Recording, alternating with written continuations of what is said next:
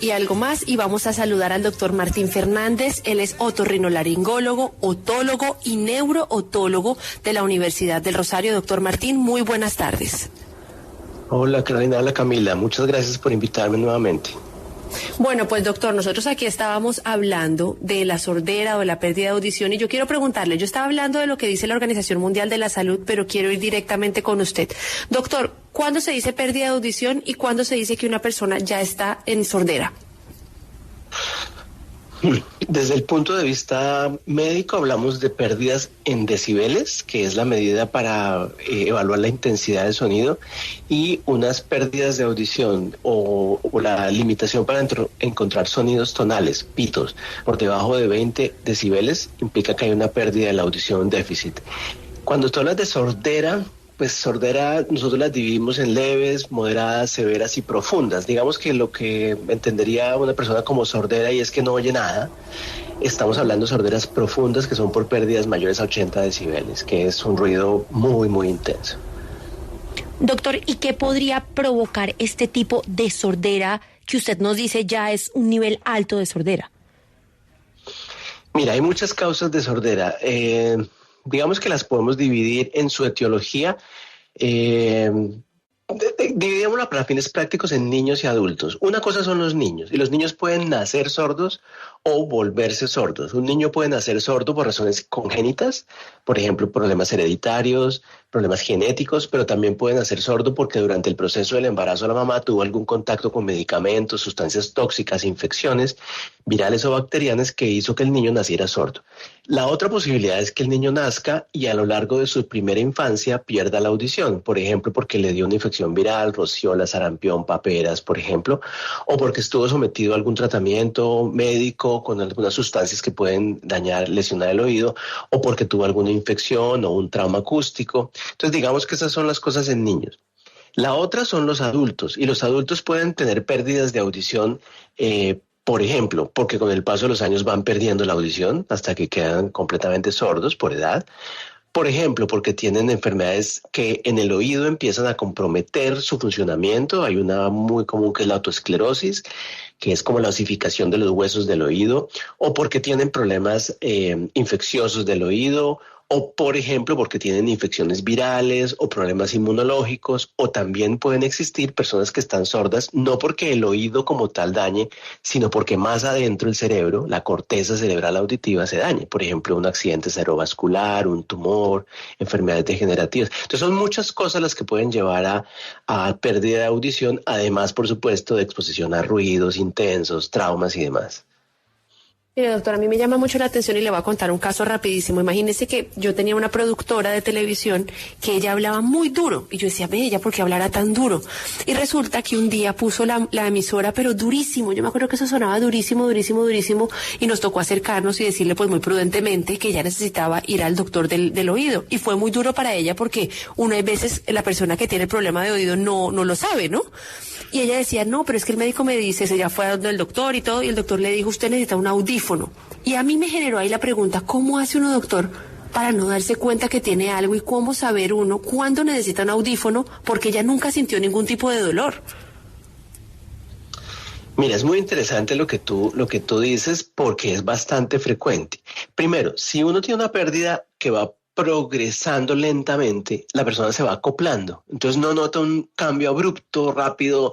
Entonces por eso puede que se vaya acoplando. Si una persona mayor, por ejemplo, vive sola, hoy en día que muchas personas están en teletrabajo, no tienen que comunicarse. Tú hoy en día puedes vivir mucho tiempo sin necesidad de comunicarte con nadie. Pides cosas a domicilio, te manejas por internet, te pones unos auriculares que te llevan a que puedas manejar tu volumen de audición. Realmente puede pasar tiempo antes de que lo notes. Ahora, el otro tema tiene que ver con el hecho de cierta predisposición al uso de los audífonos. Las personas no les gusta usar los audífonos. Hay personas que encuentran súper chic usar gafas. pero los audífonos no. Entonces eso lleva a que las personas le tengan cierto reticencia o temor, lo cual la verdad hoy en día no es tan cierto. Estamos en un mundo completamente cibernético. De hecho, ya es súper frecuente que las personas estén con audífonos inalámbricos en sus oídos, que tengan gafas interactivas que les permiten ver cosas, relojes, bandas. Entonces eso ha ido cambiando un poco, pero todavía existe mucho tabú alrededor del uso de los audífonos. Entonces las personas limitan mucho la toma de la decisión. Y además hay una cierta creencia, cierto mito de que si tú empiezas a utilizar audífonos vas a perder más rápido la audición, que no lo usas, lo cual hace que falsamente las personas huyan a la idea de utilizar los audífonos de forma temprana. Doctor, ya vamos a volver con usted en un segundo. Tenemos una noticia de última hora. María Camila, ¿qué pasó?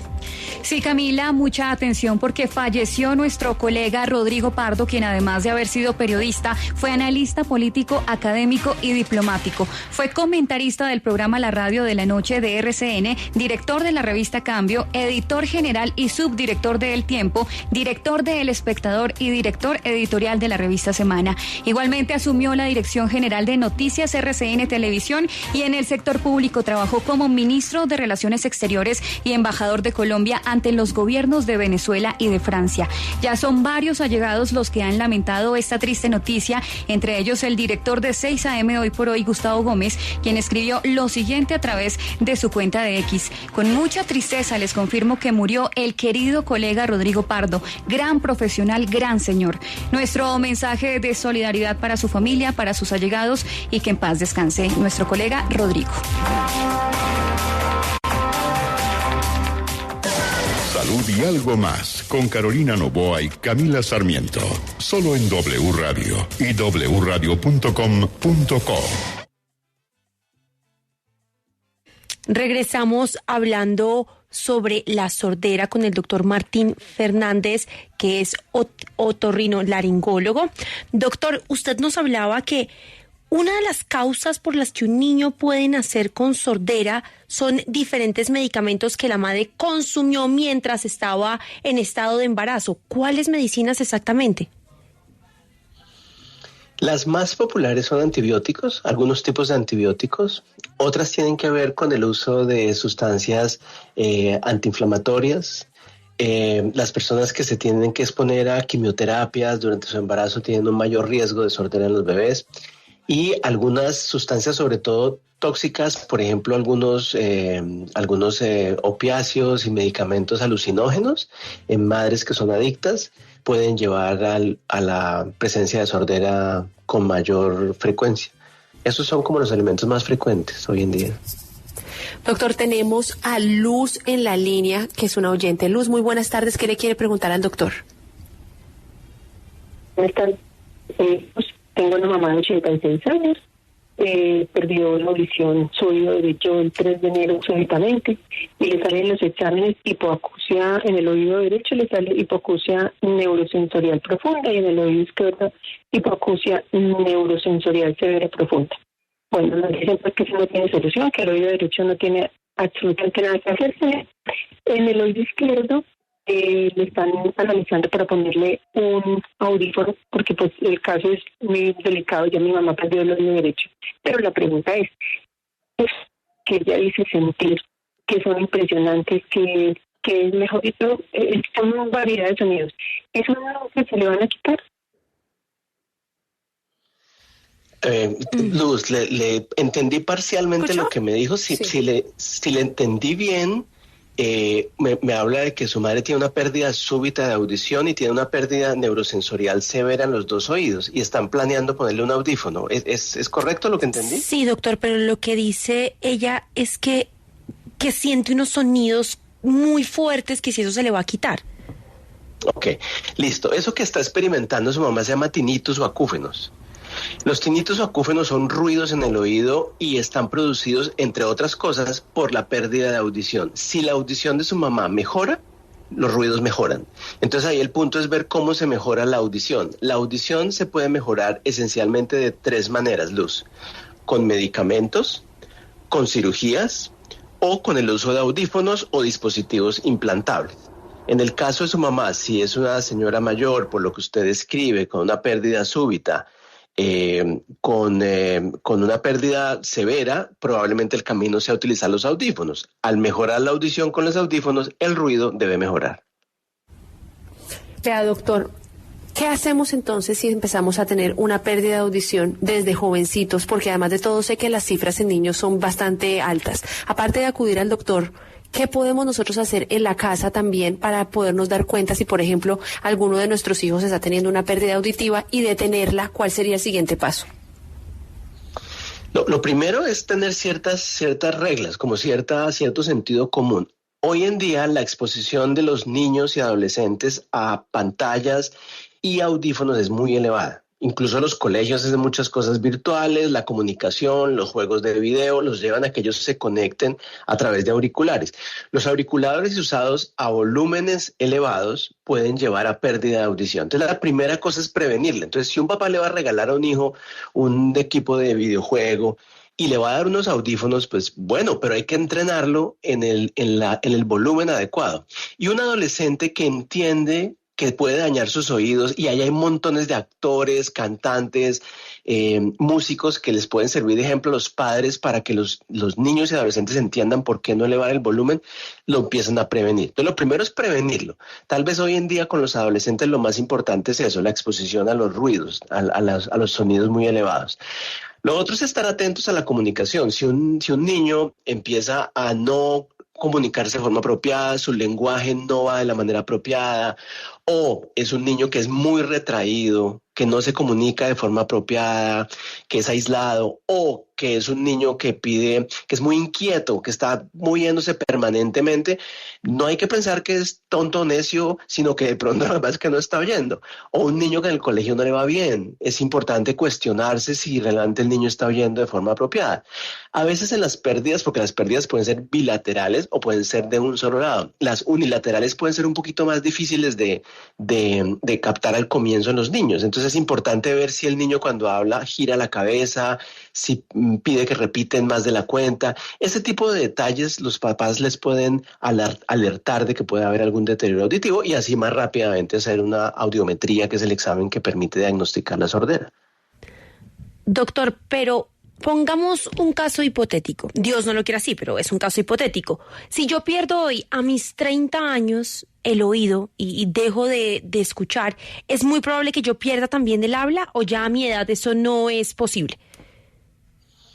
Cuando tú ya tienes, las sorderas se dividen en dos grupos desde el punto de vista del lenguaje. Unas son las prelinguales y las otras poslinguales. Un niño, una persona en condiciones normales está desarrollando su lenguaje a partir de los 3 a los 5 años. Entonces, si el niño pierde la audición después de los 5 años, y aunque tú eres una niña, ya pasaste los 5 años, entonces no vas a tener ningún problema porque ya tienes tu lenguaje. Hoy en día, salvo casos muy excepcionales, como cosas neurológicas, si una persona queda completamente sorda, y ni siquiera tiene restos suficientes para amplificarla con un audífono, le podemos poner un implante coclear, que es un aparato que se pone quirúrgicamente dentro del oído y la persona vuelve a oír. Entonces realmente el lenguaje no se va a perder en las personas poslinguales, a menos que quede completamente sordo, no haya ningún tipo de forma de poder rehabilitarlo y con el paso del tiempo las personas van perdiendo la fluidez del lenguaje. Pero eso cada día, afortunadamente y gracias a la tecnología médica actual, es cada vez más inusual. Tenemos a Sandra en la línea, doctor, que le quiere hacer una pregunta. Sandra. Chévere. Buenas tardes, doctor. Hola, Sandra. Doctor, a ver, yo quiero preguntar, a mí hace alrededor de unos 4 años comencé a sentir en el oído como cuando uno va en un carro y deja la ventana abierta. Entonces yo giraba la cabeza y se acababa el ruido. Me siguió continuando, entonces ya comencé a escuchar como una especie de un tambor. Y tambor también movía mi cabeza y ya menguaba el sonido.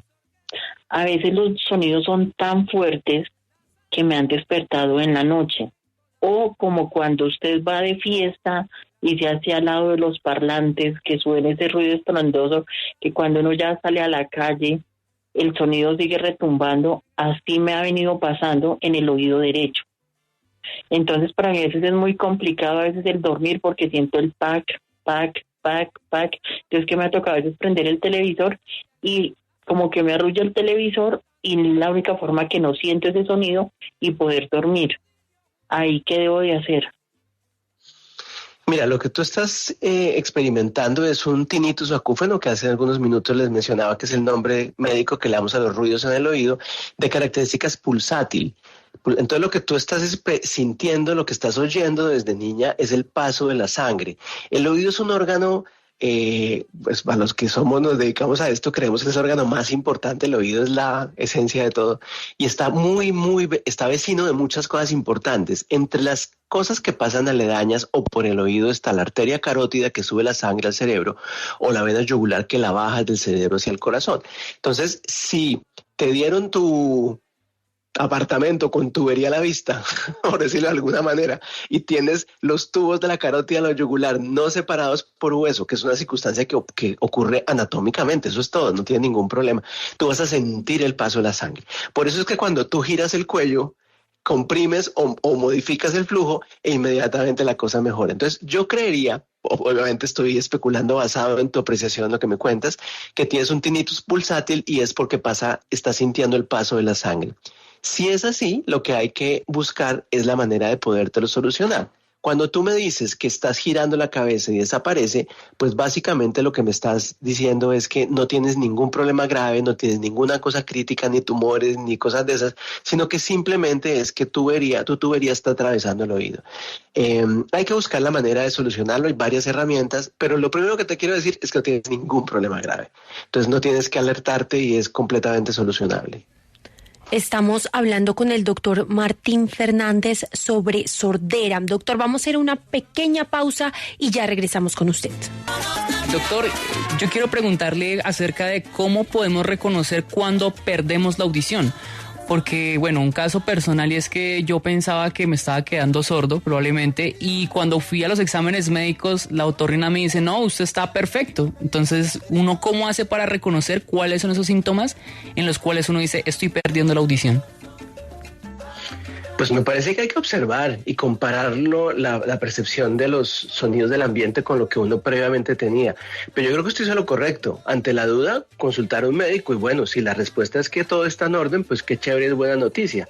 Hay muchas personas que vienen a consultar por pérdida de audición y no lo tienen.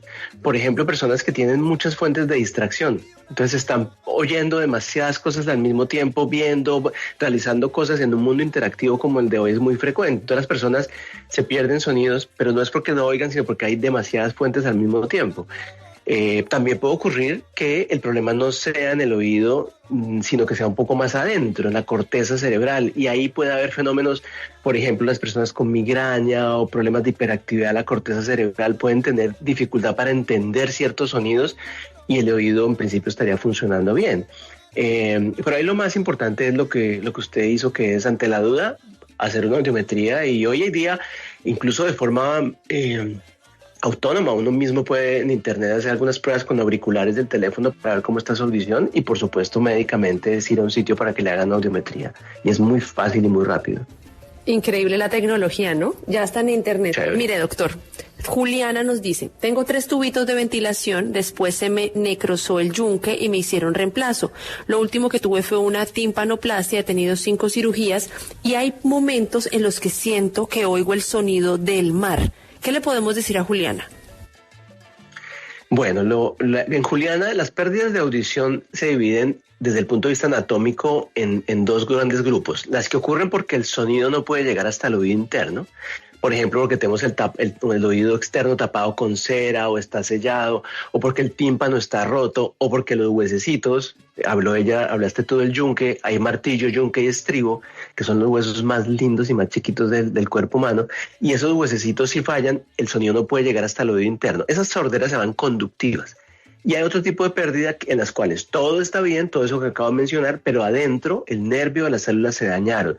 Por ejemplo, por exposición a ruido, por el paso de los años, por tóxicos que se llaman neurosensoriales. Pareciera que lo que está sucediendo en este caso es que hay una pérdida conductiva, lo cual es muy buena noticia porque las pérdidas conductivas se pueden reparar con cirugía. Entonces, es posible que ella esté sintiendo el ruido porque la audición no está en el nivel correcto.